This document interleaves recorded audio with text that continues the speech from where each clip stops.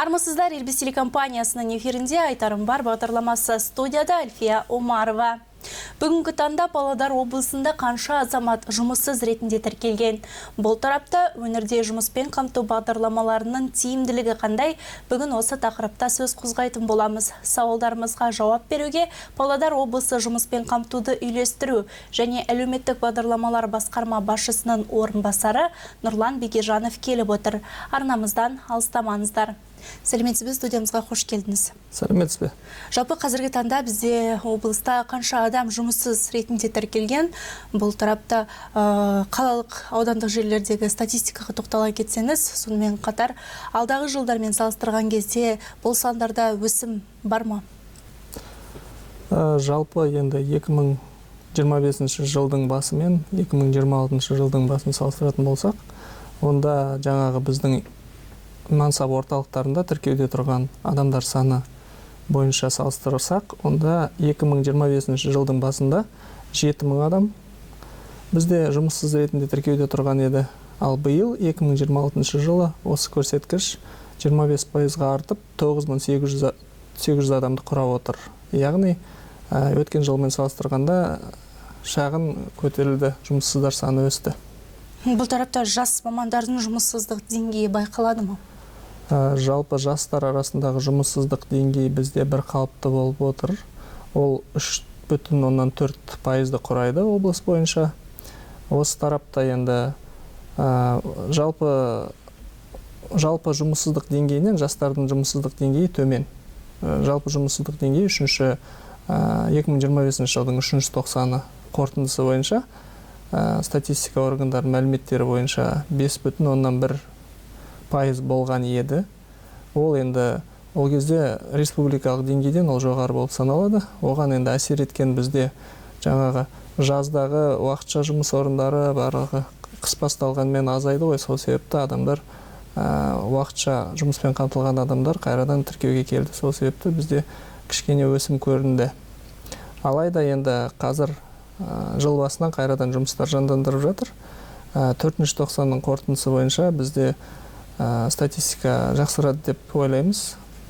Өйткені біздің облыс бойынша осы 4-ші тоқсанда әсіресе Екібастұз қаласында бірнеше жаңағы кәсіпорындар ашылды. Жұмыс орындары құрылды. Енді жастар арасында жұмыстық деңгейінің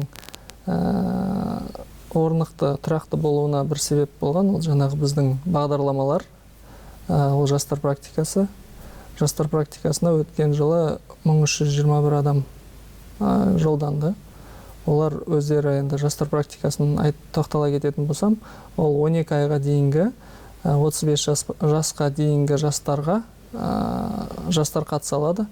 Жаңағы жоғарғы оқу орындарының және колледждің түлектері дипломдарын алғаннан кейін мансап орталықтарына жүгініп, жаңағы мемлекет тарапынан субсидияланатын осы жастар практикасы жобасына қатысып, бастапқы жаңа опытын алады. Жалпы бұл тарапта өзіңіз айтып өттіңіз, сандарда өсім бар, бұл жаздағы уақытша жұмыстарға байланысты деп. Бұл тарапта өткен жылда қанша азамат жұмыспен қамтылды, бұл тұрақты жұмыс орындарымен тоқталсақ? Жалпы өткен жылы біз 25-ші жылы жоспарлаған көрсеткіш ол 25 мыңға жуық адамды жұмыспен қамту еді. Алайда жыл қорытындысы бойынша біз 30 мың адамды жұмыспен қамтыдық.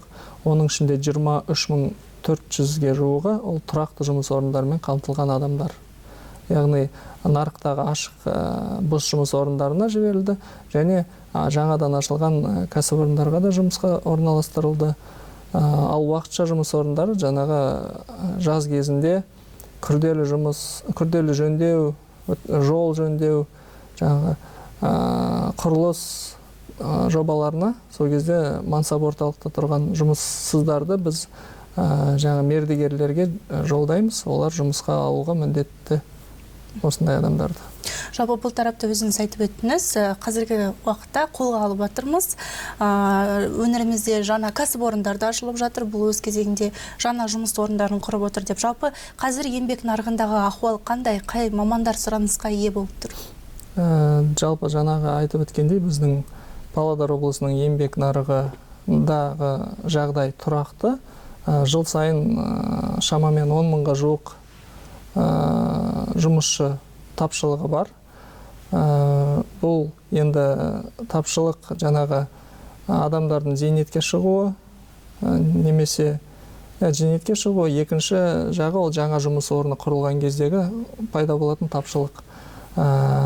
Енді аудандар, жаңағы біздің аудан қалалармен бөлінісінде қарасақ, бізде қазіргі кезде жаңағы өнеркәсіпте үлкен тапшылық көрініп отырғаны бұл Екібастұз қаласында. Оған себеп болған жаңағы айтқандай 2 ферроқорытпа заводы ашылды.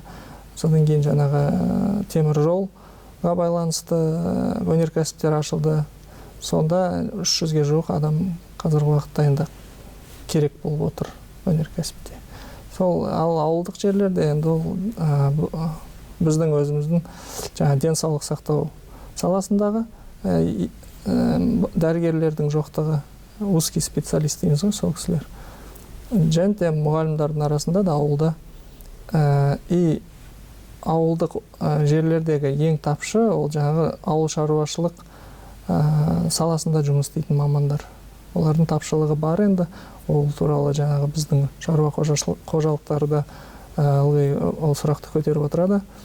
Оған байланысты бізде жаңа қысқа мерзімді оқыту бар. Қысқа мерзімді оқытумен осы 2025 жылы 427 адам қамтылды.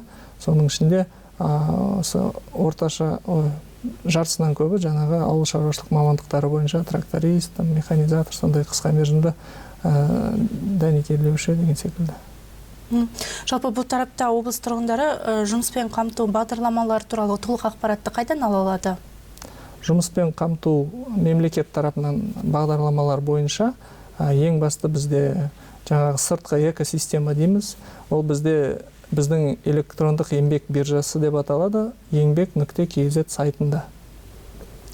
Сол бойынша кішкенге жаңа жұмыс 2026 жылы қандай өзгерістер болып жатыр, сол бойынша қысқаша тоқтала кетейін.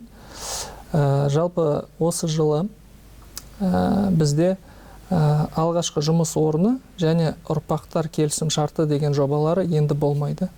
Жастарға арналған бірақ жоба қалады, жаңа жастар практикасы. Өткен жылы 3 жоба болса, биыл 1 жоба қалады.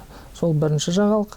Екіншіден, жаңа субсидияланатын жұмыс орындарын ұйымдастыру қағидаларына өзгерістер енгізіліп жатыр. Бұл жұмыс берушілер тарапынан жаңағы өтініштерді қабылдау кезінде кішкенге қағидалар былай қаттыланды деуге болады жұмыс берушілер үшін. Ол немен көрінеді ол? Ол яғни жұмыс беруші өзінің штат құрамын, қанша жұмыс істейді екен еңбек.kz порталында жаңадан дұрыстап көрсету керек, айқын ресми түрде. Ол бірінші.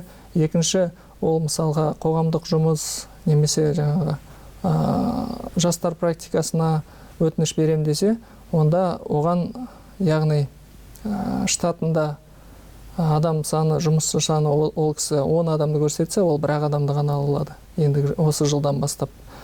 Содан кейін тағы бір өзгеріс, ол қалалар. Біздің 3 қалада, мысалы моноқалалар да оның ішіне кіреді.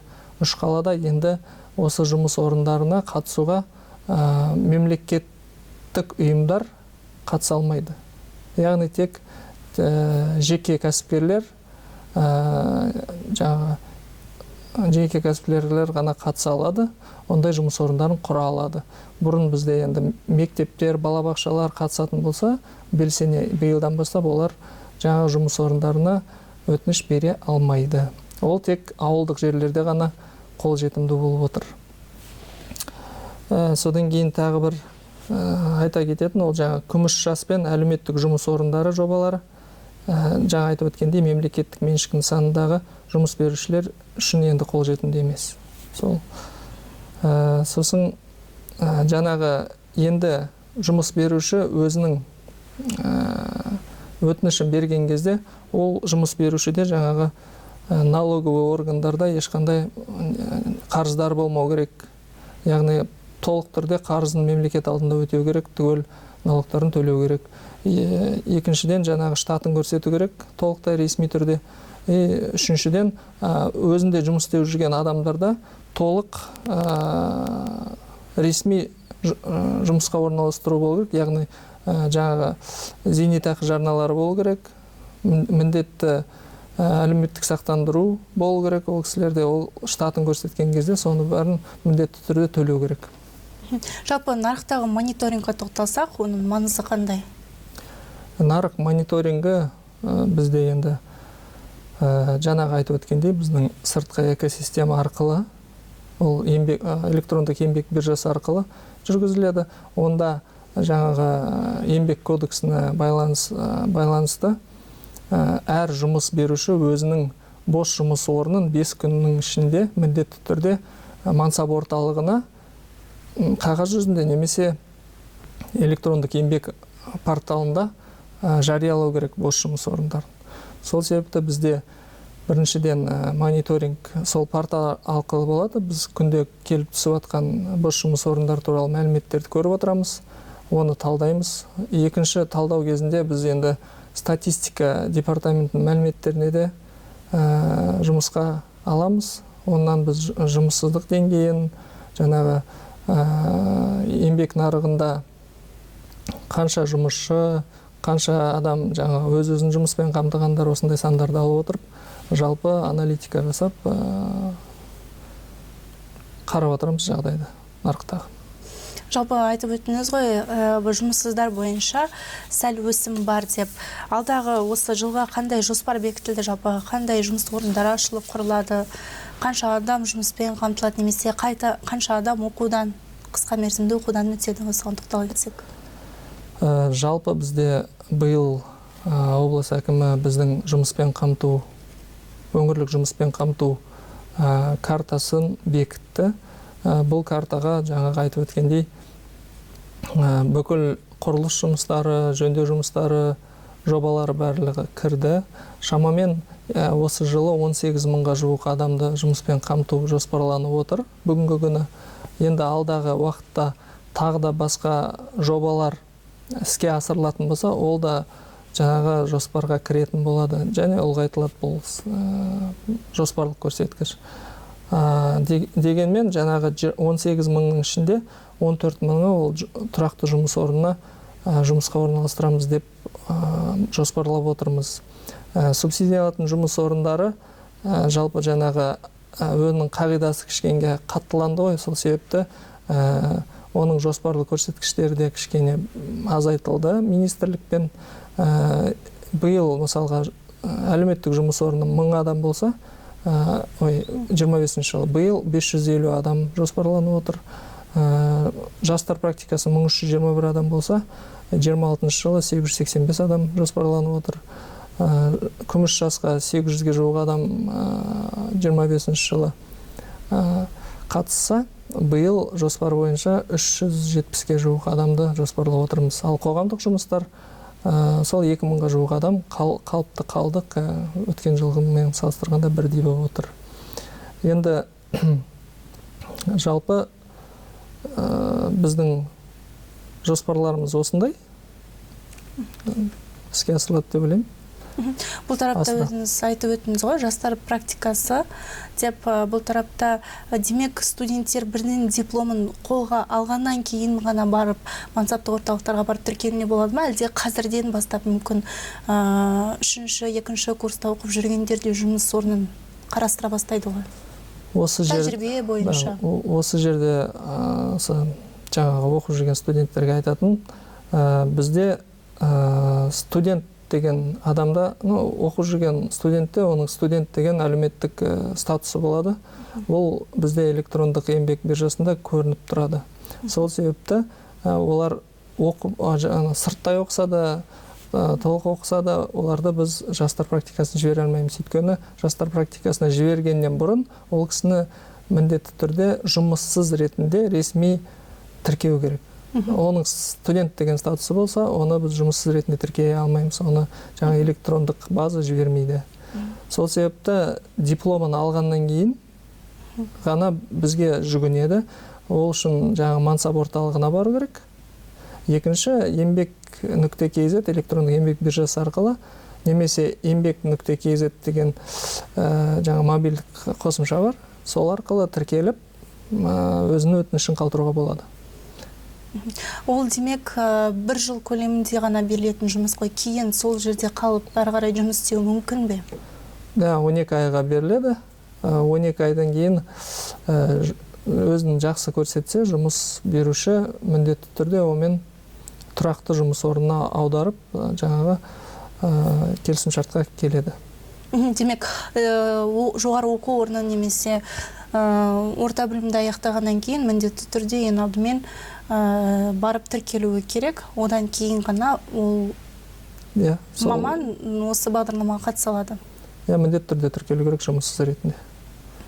Жақсы, рахмет. Бүгін студиямызға арнайы келіп, біздің сауалдарымызға жауап бергеніңіз үшін алдағы уақытта жұмыстарыңызға тек қана сәттілік тілейміз. Сау болыңыз. Сау болыңыз. Қымбатты телекөрермен, айтар ұсыныстарыңыз бен пікірлеріңіз бар болса, редакцияға хабарласуды ұмытпаңыз. Телефон номері 55 76 40. Дәл қазір назарларыңызға орыс тіліндегі жаңалықтарды ұсынамыз. Аман сау болыңыздар.